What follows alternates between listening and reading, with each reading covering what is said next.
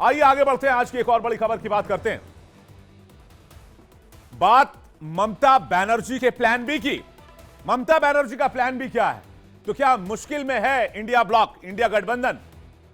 पश्चिम बंगाल से इंडिया गठबंधन के लिए मुश्किल भरी खबर है।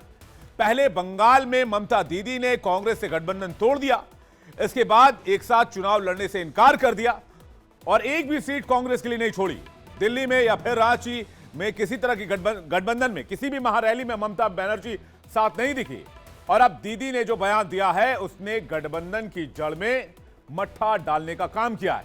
5वें चरण के मतदान से पहले ममता दीदी ने ऐसा क्या कर दिया है, आइए जानते हैं।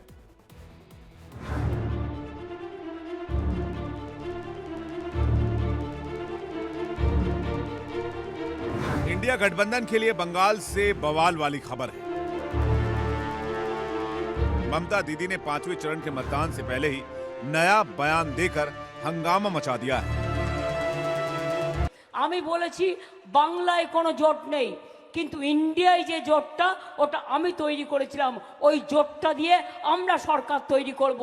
আমরা জোটে থাকব, জোটে আছি আমরা। এখানকার সিপিএম নেই, এখানকার কংগ্রেস নেই, কিন্তু অল ইন্ডিয়া লেভেলে ইন্ডিয়া জোট আমি তৈরি করেছিলাম এবং ইন্ডিয়া জোটে আমরা থাকব। ममता दीदी ने कहा है कि 4 जून के बाद अगर इंडिया गठबंधन की सरकार बनती है तो वो गठबंधन की सरकार को बाहर से समर्थन देंगी, जिसके अब अलग अलग सियासी मायने लगाए जा रहे हैं।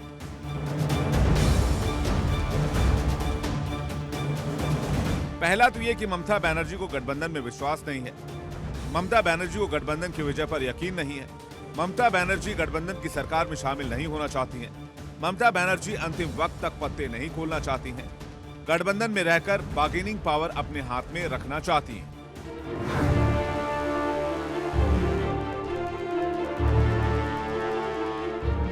ऐसे कयास क्यों लगाए जा रहे हैं, उससे पहले आपको सरकार को बाहर से समर्थन देने के मतलब को समझना होगा। टीएमसी गठबंधन सरकार को बाहर से समर्थन देगी तो मंत्रिमंडल में शामिल नहीं होगी, जैसे टीएमसी कभी भी सरकार से समर्थन वापस लेने के लिए स्वतंत्र रहेगी। सरकार में शामिल होती है तो टीएमसी 6 महीने तक सरकार से समर्थन वापस नहीं ले सकती है।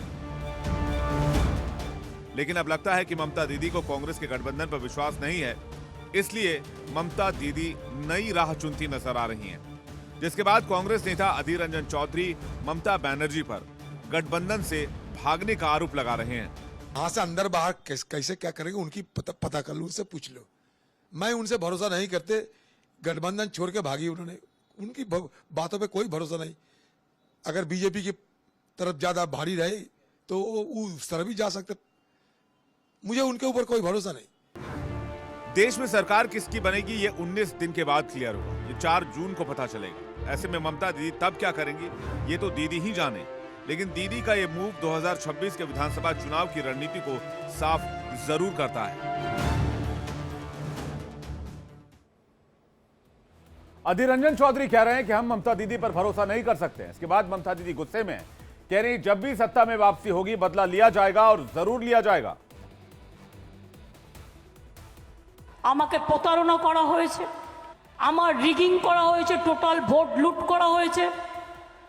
সেদিন ডিএম এসপি সবাইকে চেঞ্জ করে দিয়ে বিজেপি ক্ষমতায় আছে বলে গায়ের জোরে ইলেকশন কমিশনের সাহায্যে ডিএম চেঞ্জ করেছিল, এসপি চেঞ্জ করেছিল, আইসি চেঞ্জ করেছিল, আর ইলেকশন হয়ে যাওয়ার পরেও লোডশেডিং করে দিয়ে রেজাল্ট পাল্টে দিয়েছিল। আমি আজ নাও কাল এর বদলা তো নেবই, কিভাবে নেব, কেমন করে নেব সেটা আগামী দিন পথ দেখাবে। पश्चिम बंगाल में ममता बनर्जी गुस्से में हैं, बीजेपी से नाराज हैं, कांग्रेस के ऊपर हमलावर हैं, तो उत्तर प्रदेश की रायबरेली में छत्तीसगढ़ के पूर्व सीएम भूपेश बघेल कुछ ऐसा बोल गए जिसके बाद उत्तर प्रदेश में समाजवादी पार्टी और कांग्रेस के बीच तकरार हो सकती है। रायबरेली से राहुल गांधी कांग्रेस के प्रत्याशी और राहुल गांधी के लिए भूपेश बघेल वोट मांग रहे हैं। भूपेश बघेल ने रायबरेली के मतदाताओं से कहा कि आप सांसद नहीं बल्कि पीएम चुन रहे हैं। इंदिरा जी के बाद अब अवसर आया है कि आप इस लोकसभा से आप सांसद नहीं बल्कि प्रधानमंत्री चुने जा रहे हैं। होने जा रहा है, जिसके आप सब गवाह बनेंगे, साक्षी बनेंगे और उसमें आप भागीदार बनेंगे। इसके बाद कहा जा रहा है कि भूपेश बघेल ने पहले से ही मान लिया है कि राहुल गांधी पीएम कैंडिडेट हैं, जिसके बाद उत्तर प्रदेश की राजनीति में एक नया उबाल आ गया है। इंडिया गठबंधन ने अपने पीएम कैंडिडेट के नाम का ऐलान नहीं किया है। राहुल गांधी ने अभी कहा था कि चुनाव के बाद विपक्षी गठबंधन के प्रधानमंत्री पद के नाम का ऐलान होगा और वो सांसद मिलकर करेंगे, सांसद मिलकर चुनेंगे। ऐसे में चुनाव के नतीजे आने से पहले बघेल के इस बयान ने इंडिया गठबंधन में नई बहस छेड़ दी है, जिसके बाद अखिलेश यादव से भी इस बारे में सवाल पूछा गया तो अखिलेश ने क्या जवाब दिया, सुनिए। कि रायबरेली में कांग्रेस अभी नारा दे रही है कि आप रायबरेली से कांग्रेस के उम्मीदवार को नहीं जिताएंगे, बल्कि रायबरेली से आप प्रधानमंत्री दिल्ली भेजेंगे। तो आप कह रहे हैं 79 सीट आ रही है उत्तर प्रदेश में, इस पर आपकी क्या राय है कि रायबरेली से क्या प्रधानमंत्री भेजेंगे दिल्ली? नहीं, हम अपनी कोई स्ट्रेटेजी आपको नहीं बताएंगे।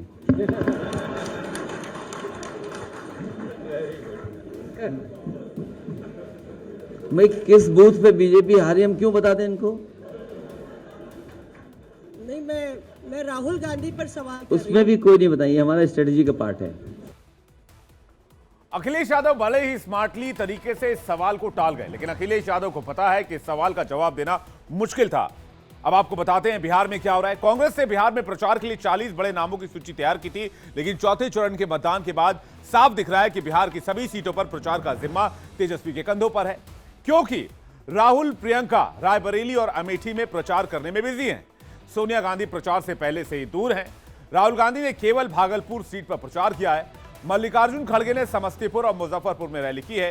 कन्हैया कुमार कांग्रेस के स्टार प्रचारक हैं, लेकिन वो दिल्ली में अपनी सीट पर बिजी हैं। लोकसभा चुनाव में कांग्रेस के स्टार प्रचारक बिहार से गायब दिख रहे हैं, जबकि तेजस्वी यादव आरजेडी के साथ कांग्रेस के सीटों पर प्रचार करते देखे जा सकते हैं। अब तक कांग्रेस के बड़े चेहरे बिहार से गायब रहे, लेकिन कांग्रेसी उम्मीदवार अपनी हर सीट पर प्रचार के लिए तेजस्वी यादव को बुलाना चाहते हैं। जानकारों की माने तो कांग्रेस को बिहार में खुद से ज्यादा तेजस्वी पर भरोसा है। बिहार में राजद का वोट बैंक और तेजस्वी का प्रचार के आक्रामक तरीके पर कांग्रेस ज्यादा भरोसा करते हुए दिखाई दे रही है। अब इससे फायदा कितना होता है ये आपको पता है, कब पता चलेगा? ये 4 जून को साफ होगा, जब नतीजे सामने आएंगे स्टेट वाइज कि किस राज्य में किस गठबंधन को कितना फायदा हुआ है। लेकिन अरविंद केजरीवाल को लेकर आज अदालत में भी काफी बातें हुई, उसकी खबर भी मैं आपको बताता हूं। दिल्ली के मुख्यमंत्री अरविंद केजरीवाल 5वें, 6ठे और 7वें चरण के लिए चुनाव प्रचार में बिजी हैं और धुआंधार प्रचार कर रहे हैं। वो दिल्ली से लखनऊ और पंजाब तक प्रचार में व्यस्त हैं। लेकिन देश की सबसे बड़ी अदालत जिसने उन्हें जमानत दी है, उसी कोर्ट में केजरीवाल की जमानत सही है या गलत है, इस पर सवाल उठ गया, जिसकी बड़ी वजह है जेल से बाहर आने के बाद दिए गए अरविंद केजरीवाल के बयान। केजरीवाल आज भी दिल्ली में चांदनी चौक सीट पर कांग्रेस के लिए जेपी अग्रवाल के लिए प्रचार कर रहे थे और कह रहे थे कि अगर दिल्ली के लोगों ने झाड़ू का बटन दबाया तो फिर से उन्हें जेल जाने की जरूरत नहीं पड़ेगी। अगर आप सारे जने मिलके इंडिया गठबंधन के प्रत्याशी जयप्रकाश जी को जिता दोगे तो मेरे को जेल नहीं जाना पड़ेगा, और आपने कमल को जिता दिया तो फिर केजरीवाल को जेल हो जाएगी। जब बटन दबाने जाओ तो ये सोच के जाना कि केजरीवाल को जेल भेजना है कि नहीं भेजना, नहीं भेजना ना। कौन कौन प्यार करता है मेरे से? जो करे केजरीवाल को प्यार, वो करे मोदी को इनकार। अब केजरीवाल के इन्हीं बयानों को लेकर ED solicitor general Tushar Mehta court पहुंच गए। कोर्ट में इस बात को लेकर बहस शुरू हो गई कि केजरीवाल इस तरह की टिप्पणी कैसे कर सकते हैं, जबकि उन्होंने वादा किया था कि इस तरह के बयान वो नहीं देंगे। इसी शर्त पर उनको जमानत मिली थी। केजरीवाल की याचिका सुनवाई योग्य ही नहीं है, यह कहा गया। केजरीवाल के खिलाफ जो याचिका डाली गई थी उस पर यह टिप्पणी थी। केजरीवाल की टिप्पणियां सिस्टम के चेहरे पर तमाचे जैसी है, यह भी ईडी की तरफ से कहा गया। अरविंद केजरीवाल की गिरफ्तारी जांच का हिस्सा है। इस मामले में मिनी ट्रायल का विरोध करते हैं। अब अपने प्रचार भाषण में केजरीवाल लगातार ये कह रहे हैं कि अगर आम आदमी पार्टी या इंडी गठबंधन की जीत होती है तो वो 4 जून को जेल से बाहर आ जाएंगे। केजरीवाल के इस बयान पर कोर्ट ने कहा कि जेल ना जाने की सोच केजरीवाल का पूर्वानुमान है। पूर्वानुमान से हमारा कोई लेना देना नहीं है। हमने जो ठीक समझा हमने वही फैसला किया। केजरीवाल को 2 जून को सरेंडर करना ही होगा। ईडी ने जब कोर्ट में यह दलील दी कि जेल से बाहर आते ही केजरीवाल ऐसी बातें कैसे कह सकते हैं, तो जस्टिस संजीव खन्ना ने कहा कि हम फैसले की आलोचना का स्वागत करते हैं, हम उस पर नहीं जाएंगे। हमारा आदेश स्पष्ट है कि केजरीवाल को आत्मसमर्पण करना होगा। यह सुप्रीम कोर्ट का आदेश है और कानून का शासन रहेगा। ऐसे में अगर केजरीवाल फिर से अपने इस बयान को दोहराते हैं तो विपक्ष उनको जस्टिस खन्ना की टिप्पणी जरूर याद दिलाएगी। जबकि इससे पहले कल ही देश के गृहमंत्री अमित शाह की भी इस केस में टिप्पणी सामने आई थी। उन्होंने सुप्रीम कोर्ट के सामने केस दायर किया था कि मेरी अरेस्ट गलत है, जो सुप्रीम कोर्ट ने नहीं माना। सिर्फ और सिर्फ चुनाव प्रचार करने के लिए 1 तारीख तक का बेल दिया गया है और 2 तारीख को उनको फिर से एजेंसियों के सामने सरेंडर करना है। लेकिन आज सुप्रीम कोर्ट ने एक अहम फैसला पीएमएलए को लेकर सुनाया, मनी लॉन्ड्रिंग को लेकर सुनाया। वो फैसला भी मैं आपको जल्दी से बता देता हूं। आज ईडी के prevention of money laundering act यानी कि पीएमएलए एक्ट के सेक्शन 19 के तहत होने वाली गिरफ्तारियों को लेकर देश की सबसे बड़ी अदालत ने फैसला दिया। कोर्ट ने कहा कि आरोपी को ईडी की हिरासत में तभी भेजा जा सकता है जब कोर्ट इस बात से संतुष्ट हो कि पूछताछ के लिए कस्टडी में भेजने की जरूरत है। बेंच ने कहा कि अदालत के समन के बाद अगर आरोपी पेश हुआ है तो यह नहीं माना जा सकता है कि वो गिरफ्तार है। एजेंसी को संबंधित अदालत में कस्टडी के लिए अप्लाई करना होगा। पीएमएलए का सेक्शन 19 कहता है कि अगर ईडी को किसी आरोपी के अपराध में शामिल होने का शक है तो वो उसे गिरफ्तार कर सकती है। इसी पर सुप्रीम कोर्ट ने कहा कि आरोपी समन के बाद पेश होता है तो जमानत अर्जी देने की जरूरत नहीं है। समन के बाद ईडी को स्पेशल कोर्ट में रिमांड के लिए एप्लीकेशन देनी होगी। कोर्ट तभी एजेंसी को कस्टडी देगी जब वो संतुष्ट हो जाएगी कि इस मामले में उससे पूछताछ और जांच की आवश्यकता है।